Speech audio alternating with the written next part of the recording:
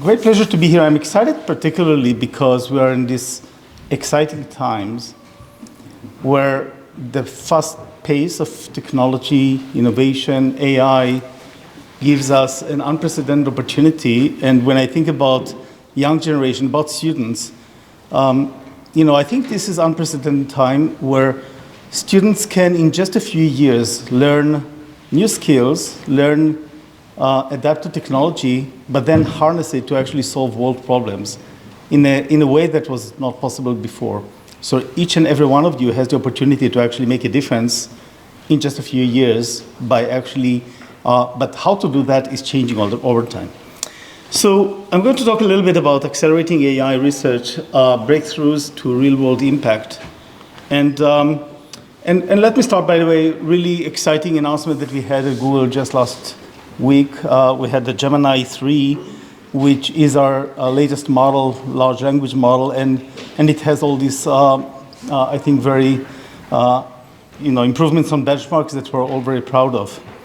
And it also has a demonstration of many other capabilities, reasoning to the extent that is a higher level. Let me actually begin with one thing I'm particularly excited about since I've been busy with my team looking into, which is using generative AI not only for creating the content, but also taking it to a new level of how we represent content. We call it generative UI, which is a rich, custom, visual, interactive user experience for any prompt.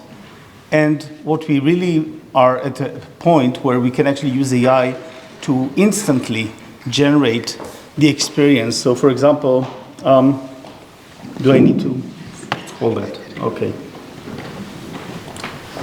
So here's an example of, so hopefully I don't need to repeat everything I said so far. Here's an example for just a simple prompt, which is creating Van Gogh, and show some artwork in the context of places. And what we see here on the screen is really a demonstration of, can take a minute or two to produce, but then it actually creates the full response with all the experience that we want to. And actually right out of search, does this run? Hopefully. This is the point, by the way, I'm saying that we're solving AI, but AV is still difficult.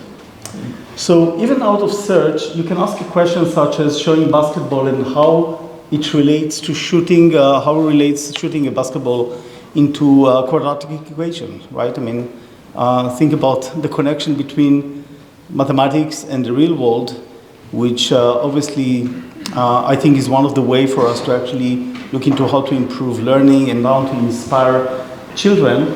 And now we can actually do that right out of search. So this is a capability that was not possible before. And again, we actually put out a research paper showing the system and how we're doing it with the different components. And this is an example for how we can use AI and generative AI to a next level that was not even possible before. But now I expect that to accelerate and see more opportunities.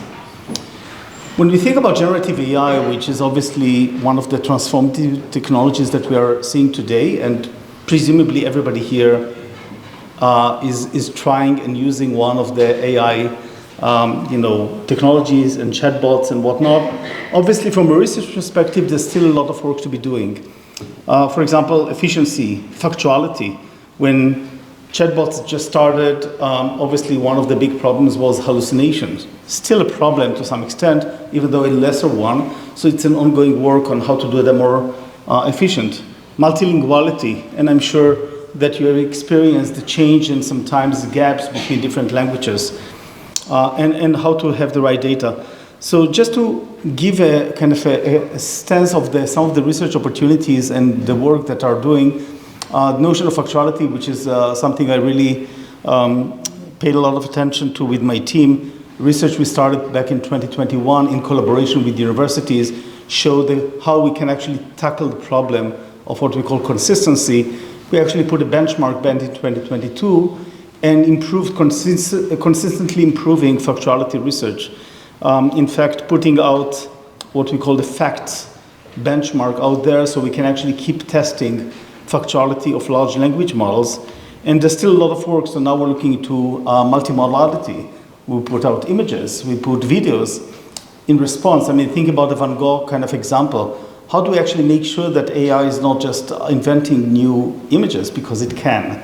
Because sometimes we actually want the inventor, the creativity of AI when we actually ask it to create for us, but certainly not when we ask a question of historical. So factuality is obviously a key thing for us to trust the technology in order to use it in our day-to-day, certainly in areas that actually the accuracy of the data is critical. And such as health, and I'll talk more about health later on. So that's an example for one research area of generative AI that is worth pointing out to. Another one is about efficiency. Now, are there computer science students here in the audience as well? Yeah, I see some here. So, whatever we're learning in computer science and teaching, algorithms, techniques, these are going to be even more important in the future, because the impact of having on finding solutions that are even more efficient is the opportunity for innovation there is ever increasing.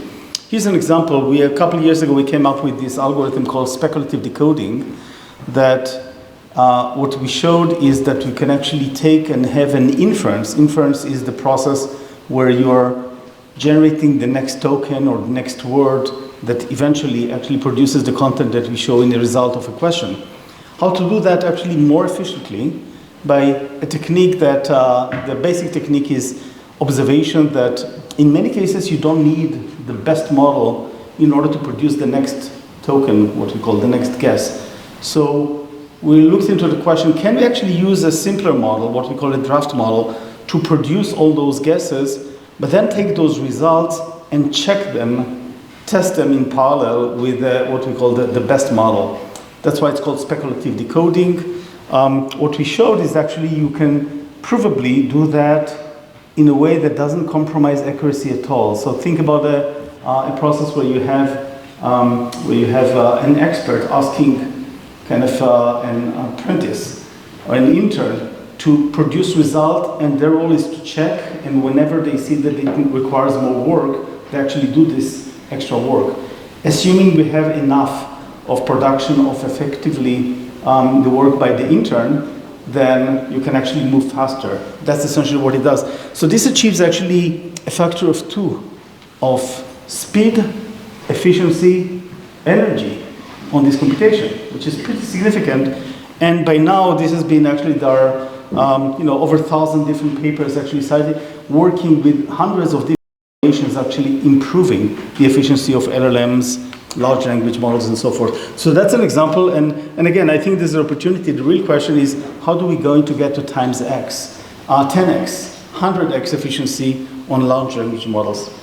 Now, as the head of Google Research, our role is really to look into, in Google Research, is really to look into how to solve important problems, taking a research approach. And one thing that I'm extremely excited about leading a research organization is what I call the magic cycle of research. Something that I always cared about, even in my early days, many years ago in Bell Labs. So here's the magic cycle that we're actually exercising. First, we need to ask the right research questions, namely a research question that, if solved, it can actually apply to some important problem. Then, of course, we need to solve it, to have the breakthrough research, and in many cases it's publishing papers, peer-reviewed, making sure that we have something that is provably correct. Like speculative decoding, we actually had a paper showing that we can do that without any loss of efficiency. Then, of course, apply it to real-life problem and see how it works. But then, importantly, this actually feeds the next research question. So in a way, the magic cycle of research is really significant, and asking the right question is critical for any research process. In fact, when you look back at our great mathematicians, they didn't ask the questions in random, right? So for those of you who study mathematics or physics, if you think about even areas such as differential mathematics, this was evolved actually motivated by physics questions. So the beauty is the opportunity, and one thing that I'm personally very passionate about is about dealing with the entire cycle, not only the research, but then applying it to reality and working with product teams and then asking the next questions. So Magic Cycle was always there to some extent, certainly for me, but what's exciting is today it's accelerating faster than ever. It's going some time instead of years in just a matter of months, and it's across so many disciplines and so many areas. At Google, of course, we have the opportunity to apply that to products. These are all products that have over 2 billion monthly users. So the idea and the opportunity to actually take an idea, take an innovation, have a breakthrough research and apply it to all these products is quite significant. But it's not only for products, it's actually also for advancing science and for societal impact. Let me give an example from one area that I'm actually paying a lot of attention to, which is about climate resilience. Something we all, of course, subject to and care about, the notion of floods, nowcasting of weather, about storms, wildfires. These are all, of course, have impact on all of us, and we see actually intensification of that in last few years. Let me give an example of flood. This video was taken in a village in India called Narwar. It's a village in the area of Bihar. And it was taken actually just, this is our floods that came overnight, surprised the village, a few casualties.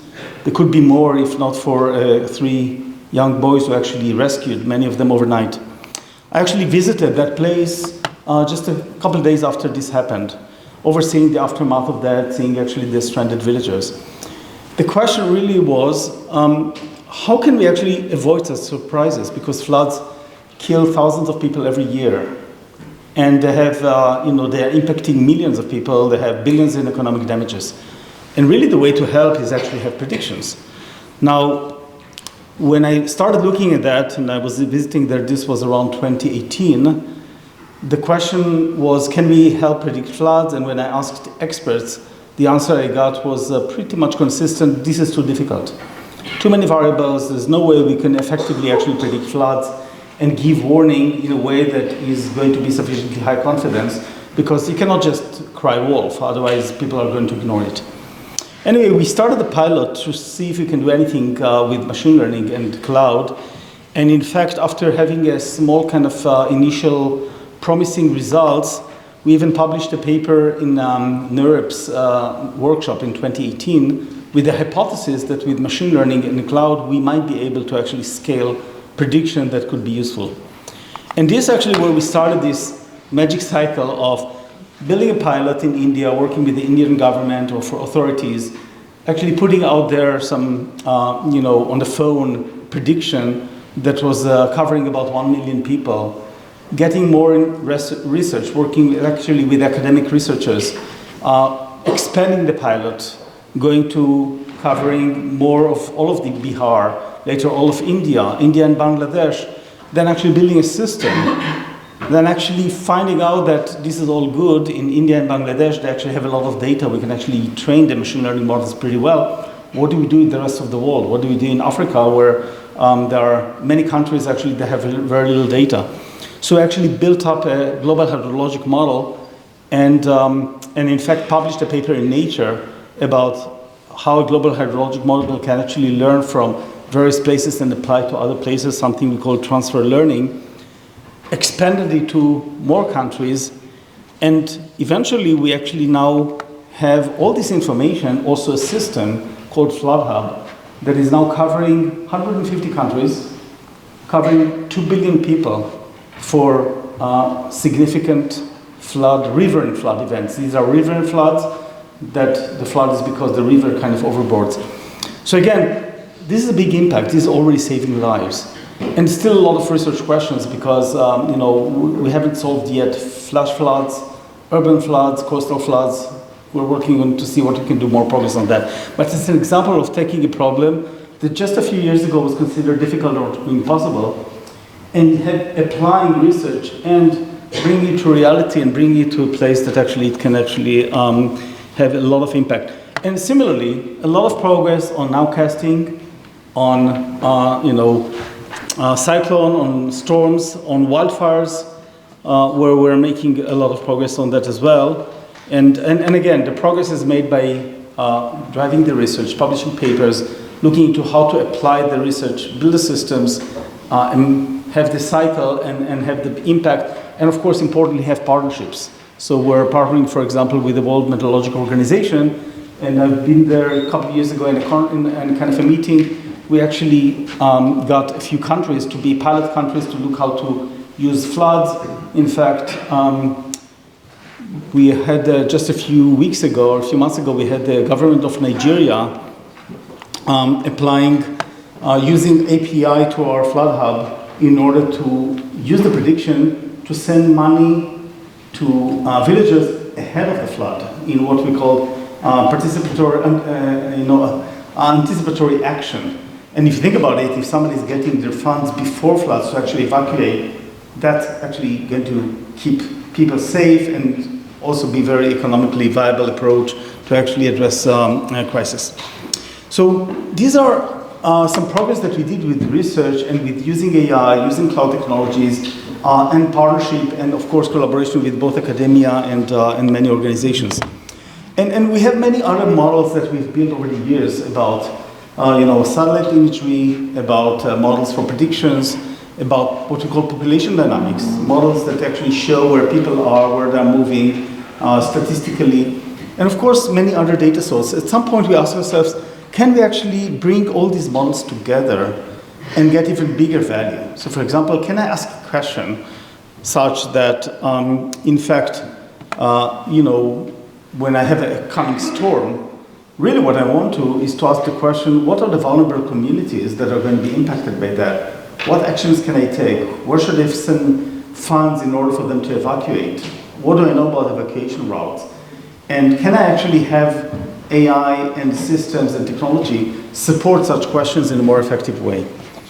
So to that end, we actually built up and just recently announced what we call Earth AI, which essentially is bringing together all these models, taking data common, maps data, and other data that is out there, trends, Google Trends data, and importantly, putting a layer, an agentic layer of AI in front of it, so you can actually ask a question, and the AI is actually going to know how to bring together these models and bring back an answer that is going to be helpful. We actually put a paper which showing that actually by doing that, we can address questions that previously were unable, something that is better than the sum of the parts. And then using as a trusted tester and available through cloud. And we already have a few partners actually using it for many purposes. So for example, Cooper Smith is using it in order to have some helping out in Malawi to, using combination of foundational models of the geospatial models as well as what we call population dynamic in order to have predicting capabilities in healthcare. And similarly, we have other players such as the Boston Children's Hospital looking into also, again, vulnerable communities. We have WPP looking at it for marketing purposes and some companies to make decisions about where to open the next stores, taking into account various geospatial considerations as well as weather and populations and others. So these are all examples of how to use AI and how to use the different research components, bringing them together. And again, this is the magic cycle of actually building up the research, applying it to reality, and then asking the next question of research, asking bigger questions and applying them further. So this is one example of a set of problems of climate resilience or crisis resilience, which are how we can actually take technology, take surfaces and apply them in a way that not only drives research and science, but also then helps society in a pretty profound way. So, as I mentioned, Google Research, we're looking into how to solve various problems. So just to give a little bit of more background, what are we doing, what are we looking into? And this, the spectrum of the areas of our kind of interest is pretty broad because we're looking into anything that Google cares about, which is pretty broad. So starting with foundational machine learning and algorithms, to generative AI foundations that I mentioned earlier, to AI for science, how can we advance science itself, to AI in society, on health, education, climate, and so forth, and quantum computing, which is, again, one of the important future fields. So let me try to touch on each of those at least briefly. So foundational machine learning and algorithm, this is the basic stuff. So anybody who's studying computer science should care about that. It remains as important as ever. In fact, when you go to one of the big research conferences now, it's quite unbelievable that we have conferences with 16,000 people, 18,000 people doing machine learning. Core algorithms are extremely important as well. So we're looking into various disciplines. It's not only about machine learning. Market algorithms is extremely important, connecting also questions of game theory, computer science, economics, business, and so forth. User attention, operational research, optimization. You have an opportunity to optimize a lot of stuff, privacy and security. Here's an example for a line of research, building times FM. So this is using a time series foundational model, which essentially, again, is a pretty basic kind of need for every discipline, certainly in computer science, but also in economics, business, and so forth. You have any time series you'd like to predict. So we have these foundational models that actually are using AI in order to help predictions, and now having a lot of usage, with 600 million plus queries, and really this foundational models is based on 400 billion points. Or thinking about privacy technology. So obviously with the increase of technology over the years, the notion of how to actually protect privacy while actually providing more value is something of great interest. In fact, some of my early research when I was still in Bell Labs was to look into this question: how can we use research and technology in order to facilitate utility while keeping privacy in a provable way? Now, there are some techniques that are now actually very effective on what we call federated learning and differential privacy. Federated learning is essentially the idea that you can actually learn from in a distributed way, in a way that actually guarantees that no information is actually transferred, and still you can build these machine learning models in an effective way, and prove that you didn't learn anything by something called differential privacy, which essentially means that you can prove that after doing whatever processing you're doing, what you learned about the sources is provably small enough to be totally indistinguishable from random noise. So there's a lot of work to actually show and how to do that and actually apply it in practice. Let me touch a little bit about science. So, of course, a lot of what we do is really based on science. And one of the questions is, how can we actually advance science itself? And there are great opportunities to do that. Just recently, we announced something called Deep Somatic, which is an AI tool to help scientists finding genetic variants. It's something that it can actually be used to find cancer cells, can enable personalized treatment in some cases. It's still kind of a research that we just published in Nature Biotechnology, made open source. It's AI-powered tool to help scientists, again, to make sense of genetic variants in cancer cells, which is quite promising. And that's an example of, it's actually based on a line of work that is trying to map some of the genomic research into other disciplines, such as taking genomic data and actually use image analysis and identify various, because image analysis is actually quite developed with AI, you can actually apply them to other disciplines such as genomics. And some of the research of how to use, to apply and find solutions based on that are done as partners such as the Children Mercy. And this is based on a decade-long of research in genomics that we have with various partners, actually, with a few milestones such as deep variant.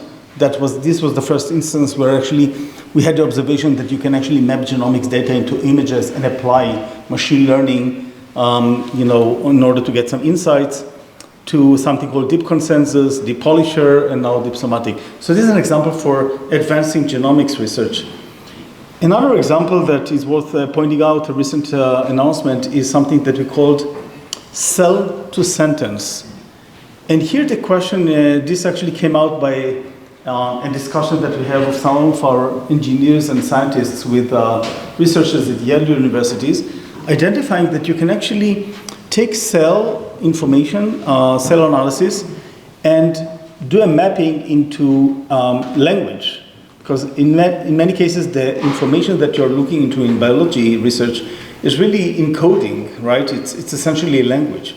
So if you map it into a sentence and then we apply the large language model approach, for example, open source that we have called Gemma, which is an open source version of Gemini, we can actually solve problems that previously were unattainable. So we actually put out a 27 billion parameter model for what we call the cell to sentence. This was, we released it back in April. And actually now we generated some novel hypotheses about cancer cellular behavior, again with our partners based on these models. So again, what we're seeing here is the potential to use AI to actually address some of the science problems in a way that was previously just aspirational. And this is a point to make that connecting between disciplines is one of the areas that I think is extremely important. In this case, bringing together, I would say, three disciplines. One is the cell biologists. These are our partners in Yale University. The other ones are experts who are the language model experts with head libraries, actually building up and leveraging our language models. And the third one are actually researchers who are working on the discipline of both of them. And that's, I think, one of the examples that I'd love to see more of, and I'm certainly expected to see more of those. Now, when talking about science, another effort that I'm really proud of is a decade-long collaboration of looking to studying the structure of the brain, a project called Connectomics. And quite recently, we actually put out a milestone. Our teams, again, in collaboration with a research team in Harvard, put the full analysis of a tissue, of a brain tissue, which is a size, half of the size of a grain of rice, and showing, actually putting out 1.4 petabyte of data in 60,000 neurons, 57,000 cells, 150 million synapses, making it all available for brain researchers to actually study. And a more recent study was looking into the functions of the brain, something called ZAP Bench, which essentially is looking into data of the actual function of the brain. So these are examples of a little bit of how we push actually science on the brain research. Let me talk about some of other examples on AI in society, health, education, climate, and so forth. On the health side, we started to look into how can we use these language models in order to help with actually diagnostic conversation. A project called AMI, which stands for essentially Articulate Medical Intelligence Explorer. And what we showed, and we published papers in Nature, showing that you can actually help out physicians in this diagnostic exploration and get better scores as a combined by empowering physicians on practically any parameter, including helpfulness, utility, and accuracy and empathy. And another area of research that on the health side is actually looking to see how to adjust language models, making them better available for health research. So a model called MedGemma, which we put out on an open platform called HiDef, is actually the best model that we have and most accurate one to actually build medical health applications on top of that. In fact, we have 40,000 unique users around the world, 1 million downloads actually using that open model in order to build health-related applications. This is actually based on research we had for past few years on making those more available. And of course, publishing, showing up with the utilities. And perhaps another area to highlight, which is extremely important, is education. How can we change, how can we influence education with AI?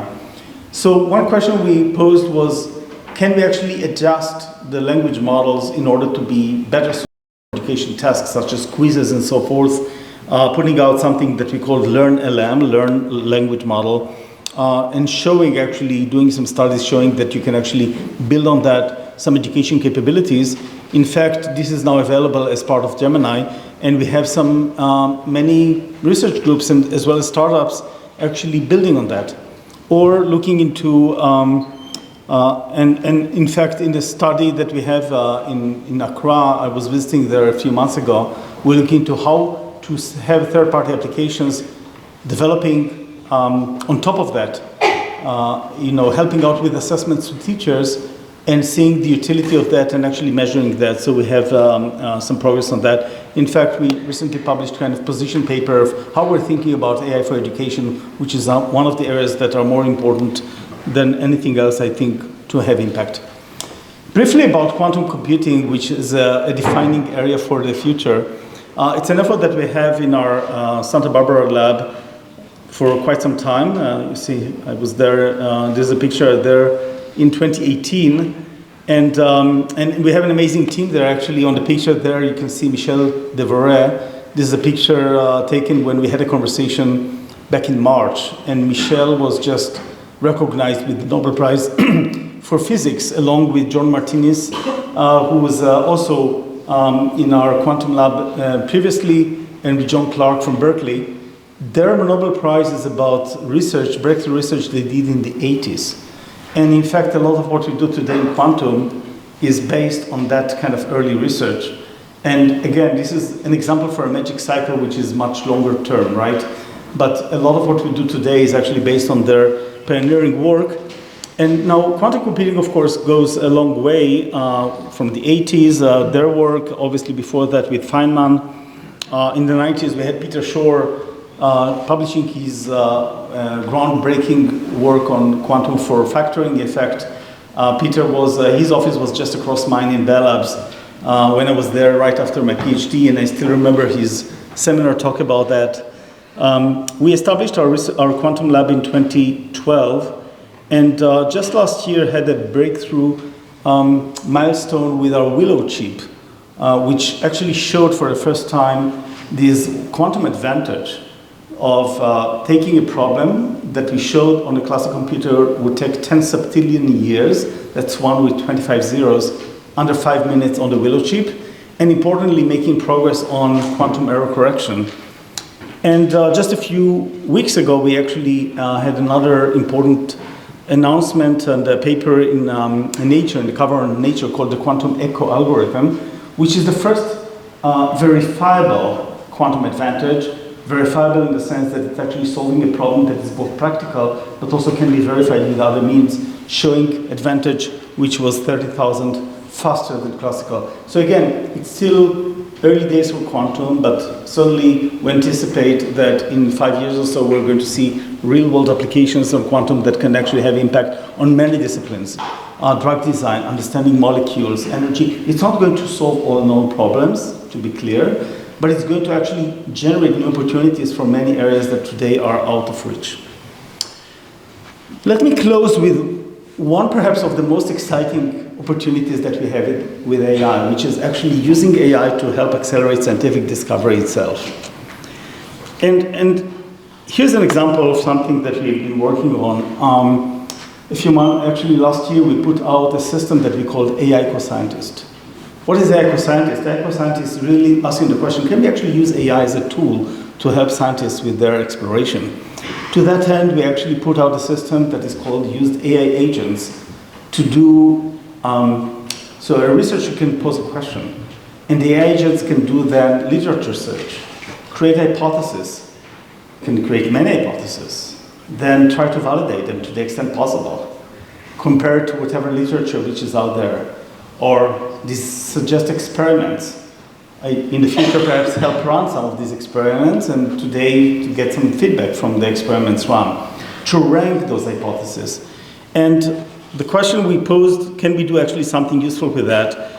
And what we actually could show is that we already had some very encouraging results. In fact, in a partnership with colleagues in Imperial College London on some infectious bacteria, which they were studying for almost a decade, the AI scientists could help produce a hypothesis that was actually similar to what they took years to produce in just a few days. But importantly, just had a conversation recently with one of the researchers, it actually suggested a new hypothesis that he did not think about. And when I asked him, how do you think about AI co-scientists? He told me, I think about it as a colleague. So this is just early days for that, but we also already have some published papers also with colleagues from Stanford and other places. Another direction of using AI to accelerate is something we put out recently, which is to help out with what we call empirical software. So today, when you want to use AI to solve a problem, you actually need to try various models to ask what is the best model, to run it, what is the best model for this input. So we ask ourselves, can we actually use AI to actually help with that? And what we showed is that we can use AI to actually help with the empirical software itself, with this kind of search of work. And this is one of the areas that take a lot of time during research. So we can now have AI to help out, not only build a model, but actually test it. And so really when we think about it, the path to AI co-scientists actually sitting back on some of our early work on taking our language models, making them better for health-related research, applying them, and so forth. And really, a lot of the work, the opportunity that it presents is quite exciting, I believe.